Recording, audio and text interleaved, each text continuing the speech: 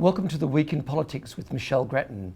I'm Professor Nick Klomp, Deputy Vice-Chancellor here at the University of Canberra. Michelle, was the government caught napping when the opposition brought back its proposal for a Royal Commission into Australia's banks, or was that just a political stunt by Labor? Well, the answer to that is yes and yes. The Labor Party was taking advantage of the fact that the government has a very narrow majority, and on a Thursday afternoon a lot of MPs are very anxious to catch those planes and cars to get away. And so Labor gave the impression that it was pretty relaxed, everything was going to go according to the way it usually does on Thursday afternoons, and then of course it pulled on its motion. Now, the government should have anticipated that there could be a bit of trickery at the end of the week and was just too complacent, not organised enough, and ended up today very red-faced with quite a few MPs saying, sorry sir, shouldn't have left class. It's been a really amazing first week of Parliament with a number of competing agendas.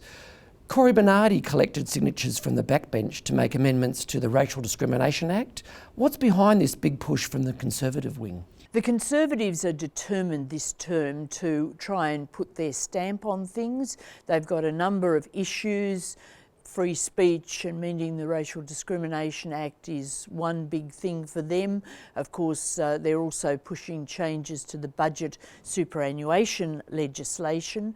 And I think that they just want to say, we're here, we have strong support in the party at large, and we're going to try and twist Malcolm Turnbull's arm whenever we get the opportunity. It's not so much a direct challenge to his leadership, because no one sees any alternative leader at the moment, but it is an ideological challenge for ownership of the agenda, ownership of the party. Meanwhile, both Labor and some crossbenchers announced they'd introduce separate private members' bills to legalise same-sex marriage through the Parliament, getting ahead of the proposed plebiscite.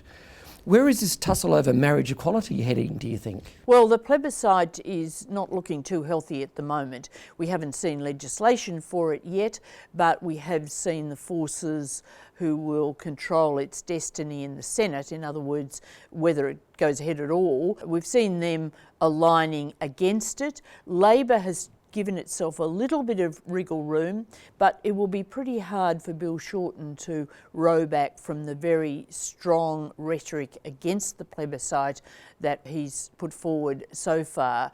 So at the moment, that legislation doesn't look to have a good future. Things can change. This is, as we know, a very volatile situation, but that's how it is just now. The government seems to be determined to bring forward legislation to restore the Australian Building and Construction Commission.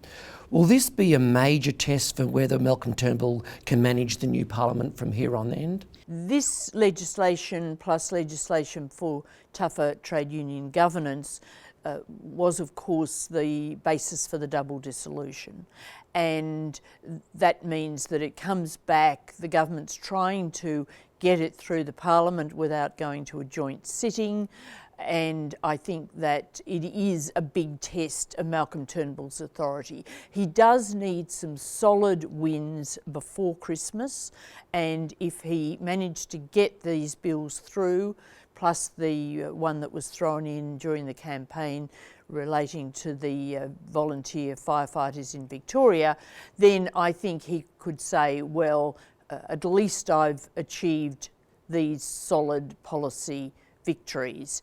If he can't get those bills through the Senate, then he's seen to be powerless really on a legislative front. Labor's Sam Dastyari was in hot water this week also when it was discovered that he'd requested a company with links to the Chinese government pay for an amount that he'd overspent in his parliamentary travel budget. Should the rules on political donations be tightened overall? Well, I think firstly we can say of Sam Dastyari, what on earth was he thinking? You get a bill from the government saying you need to pay this money because you've busted your entitlement and you pass it on to a company with links to the Chinese government. Amazing. On the wider question, though, of donations from foreign companies, I think that this does need to be looked at, as indeed do the rules for donations generally, which are far too lax. But foreign donations, many countries ban them. I think there's not a good case for them. And the Chinese in particular have provided a lot of money over recent years to both sides of politics. And the obvious question is, why do they do this?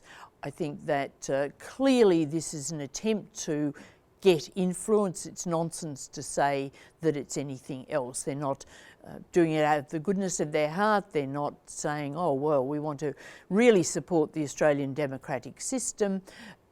Naturally, they think that this is a possible way to get influence. Now, the politicians can say, well, our decisions aren't influenced by money, but regardless of that, it's a bad look. It should be stopped. Michelle Grattan, thank you once again. Thanks, Nick.